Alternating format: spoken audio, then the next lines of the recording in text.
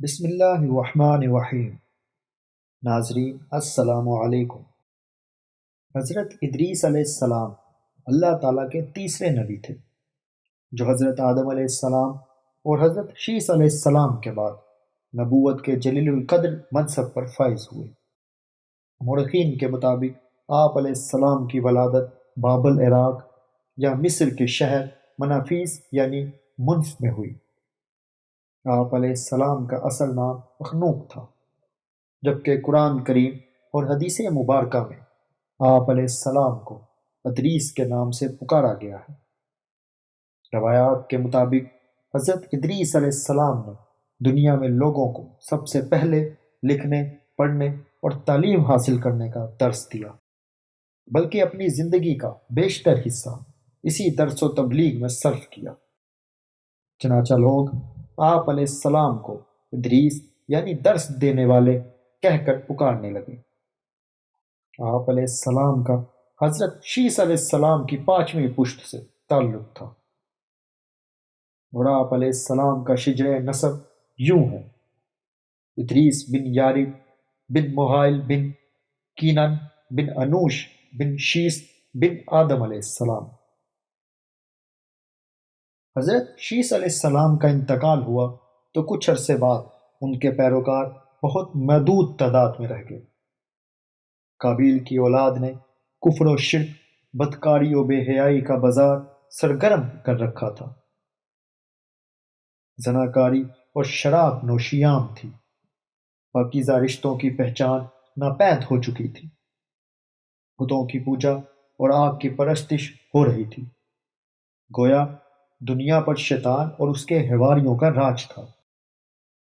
حضرت آدم علیہ السلام اور حضرت شیس علیہ السلام کی قائم کردہ شرعی حدود اور احکامات الہی کو پامال کیا جا رہا تھا، اور یہی وہ وقت تھا کہ جب اللہ نے اس بگڑی قوم میں ایک نبی مابعوث کرنے کا فیصلہ کیا، اور اس عظیم منصب کے لیے حضرت شیس علیہ السلام کی نسل سے حضرت ادریس علیہ السلام کا انتخاب فرمایا۔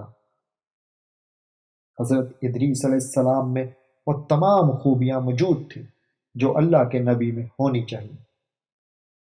آپ علیہ السلام حضرت آدم علیہ السلام کے دین کے پیروکار، نہایت عبادت گزار، متقی، پرہیزگار اور انتہائی سچے انسان تھے۔ نبوت کے منصب پر فائز ہوتے ہی آپ علیہ السلام نے اپنی قوم کے بھٹکے ہوئے لوگوں میں تبلیغ کا کام شروع کر دیا، لیکن راہ ہدایت کا یہ درس اور نیکی کی باتیں ان لوگوں کو بہت ناگوار گزرتی۔ چنانچہ وہ آپ علیہ السلام کے دشمن ہو گئے، اور وہ لوگ آپ کو اور آپ کے پیروکاروں کو طرح طرح سے اذیتیں دینے لگے، یہاں تک کہ آپ علیہ السلام نے ان کی ایذا رسانیوں سے تنگ آ کر بابل سے ہجرت کا ارادہ کر لیا۔ حضرت ادریس علیہ السلام اور ان کے پیروکاروں نے بابل سے مصر کا رخ کیا اور دریائے نیل کے کنارے آباد ہو گئے، جو بابل سے بھی زیادہ سرسبز و شاداب علاقہ تھا۔ حضرت ادریس علیہ السلام نے یہاں کے لوگوں میں درس و تبلیغ کا کام جاری رکھا۔ آپ علیہ السلام اس وقت لوگوں میں رائج تمام زبانوں سے واقف تھے اور عوام کو انہی کی زبان میں درس دیتے تھے۔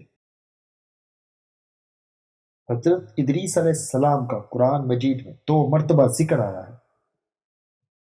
سورۃ مریم میں اللہ تعالیٰ فرماتے ہیں: اور اس کتاب میں ادریس علیہ السلام کا ذکر بھی کیجیے، بے شک وہ بڑے سچے نبی تھے اور ہم نے ان کو بلند رتبے تک پہنچایا۔ حضرت ادریس علیہ السلام حضرت نوح علیہ السلام سے 1000 سال پہلے پیدا ہوئے۔ حضرت ادریس علیہ السلام وہ پہلے انسان ہیں جنہیں علم نجوم اور حساب بطور معجزہ عطا کیے گئے۔ نیز سب سے پہلے انہوں نے ہی قلم سے لکھنا اور کپڑا سینا ایجاد کیا۔ ان سے پہلے لوگ عموماً جانوروں کی کھال لباس کے طور پر استعمال کیا کرتے تھے۔ پھر یہ کہ سب سے پہلے ناپ تول کے طریقے بھی آپ علیہ السلام نے ہی متعارف کروائے، اور اسلحہ بھی آپ علیہ السلام ہی کی ایجاد ہے۔ آپ علیہ السلام نے اسلحہ تیار کر کے بنو قابیل سے جہاد کیا۔ علامہ ابن اسحاق کا کہنا ہے کہ دنیا کا سب سے پہلا شخص جس نے قلم سے لکھا حضرت ادریس علیہ السلام ہے۔ حضرت قعب رضی اللہ عنہ نے فرمایا، اللہ نے حضرت ادریس علیہ السلام کی طرف وحی بھیجی کہ میں تمہیں ہر روز تمام بنی آدم کے اعمال کے برابر درجات دیتا ہوں۔ شاید اس سے مراد اس زمانے کے تمام بنی آدم ہیں۔ تو حضرت ادریس علیہ السلام نے چاہا کہ پھر تو اعمال میں اور اضافہ ہونا چاہیے، لہٰذا جب ان کے پاس فرشتے آئے تو انہوں نے وحی کا ذکر کرتے ہوئے کہا کہ میں چاہتا ہوں کہ ملک الموت سے بات کروں اور پوچھوں کہ کب تک میری زندگی باقی ہے۔ فرشتے نے حضرت ادریس علیہ السلام کو اپنے پڑوں پر اٹھایا اور انہیں لے کر آسمان کی طرف بلند ہو گیا۔ جب وہ چوتھے آسمان پر پہنچے تو ان کی ملک الموت سے ملاقات ہو گئی جو نیچے اتر رہے تھے۔ حضرت ادریس علیہ السلام کے دوست فرشتے نے ملک الموت سے حضرت ادریس علیہ السلام کے بارے میں ذکر کیا تو اسرائیل علیہ السلام نے پوچھا، حضرت ادریس علیہ السلام کہاں ہیں؟ فرشتے نے جواب دیا کہ وہ میری پشت پر ہے۔ اس پر ملک الموت نے حیرت کا اظہار کرتے ہوئے کہا کہ واہ، تعجب ہے، مجھے پروردگار کی طرف سے کہہ کر بھیجا گیا ہے کہ حضرت ادریس علیہ السلام کی روح چوتھے آسمان پر قبض کر لو۔ تو میں نے سوچا کہ وہ تو زمین پر ہیں، ان کی روح چوتھے آسمان پر کیسے قبض کروں؟ ابھی اسی سوچ و بچار میں تھا اور زمین پر اتر رہا تھا کہ تم انہیں لے کر چوتھے آسمان پر آ گئے۔ پھر ملک الموت نے ان کی روح قبض کر لی۔ حضرت ادریس علیہ السلام کی عمر 365 سال تھی۔ حضرت ادریس علیہ السلام کثرت سے اللہ تعالیٰ کی حمد و ثنا اور عبادت میں مصروف رہتے تھے اور فرشتوں میں نہایت محبت اور عقیدت و احترام کی نظروں سے دیکھے جاتے تھے۔ فرشتے ان کے پاس آتے اور ان کی صحبت میں بیٹھا کرتے تھے۔ چنانچہ ایک مرتبہ حضرت اسرائیل علیہ السلام بھی اللہ تعالیٰ سے اجازت لے کر آئے اور انسانی شکل میں بہت دیر تک ان کی صحبت میں حاضر رہے۔ حضرت ادریس علیہ السلام کو جب معلوم ہوا کہ یہ کوئی انسان نہیں بلکہ حضرت اسرائیل علیہ السلام ہے اور روح قبض کرنے کی خدمت پر مامور ہیں، تو آپ علیہ السلام نے ان سے فرمایا کہ میرا دل چاہتا ہے کہ تم مجھ کو موت کا ذائقہ چکھاؤ۔ اس پر حضرت اسرائیل علیہ السلام نے اللہ تعالیٰ کی اجازت سے ان کی روح نکالی اور پھر واپس کر دی۔ اس کے بعد حضرت ادریس علیہ السلام نے ان سے فرمایا، میرا دل چاہتا ہے کہ میں جنت اور دوزخ دیکھوں۔ چنانچہ حضرت اسرائیل علیہ السلام نے اللہ تعالیٰ سے اجازت لے کر انہیں دوزخ دکھائی۔ وہ دوزخ دیکھ کر جنت میں آئے اور بہت دیر تک وہاں کے مناظر دیکھتے رہے۔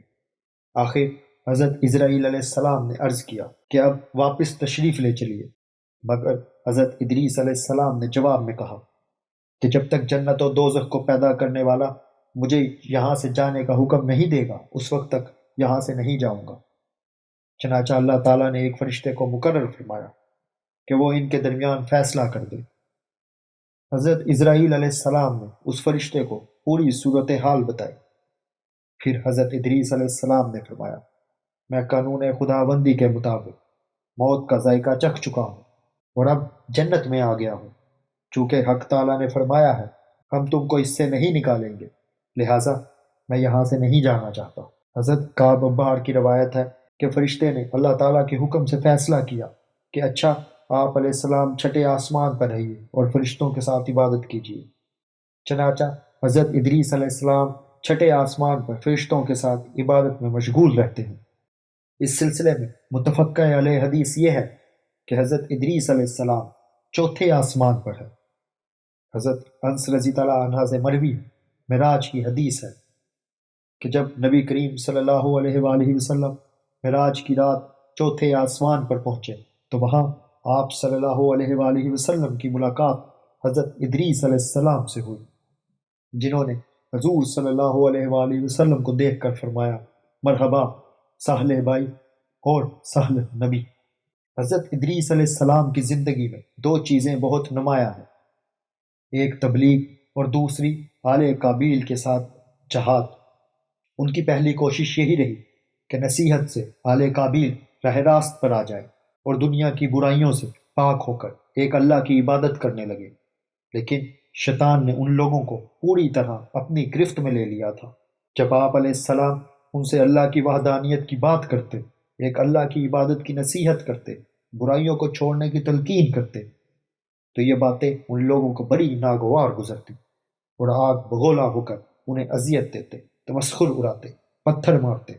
دراصل ایک طویل عرصے تک شیطان کے زیر اثر رہ کر یہ لوگ شرک و کفر اور برائیوں کی دلدل میں گردن تک دھنس چکے تھے۔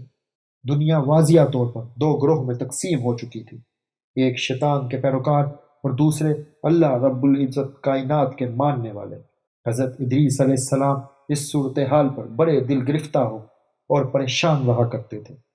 آپ علیہ السلام نے لاکھ کوشش کی کہ کسی طرح تبلیغ کے ذریعے ان لوگوں کو راہ راست پر لایا جائے، لیکن جب کوئی صورت نظر نہ آئی تو انہوں نے اللہ کے حکم سے ان لوگوں کے خلاف جہاد کا فیصلہ کیا۔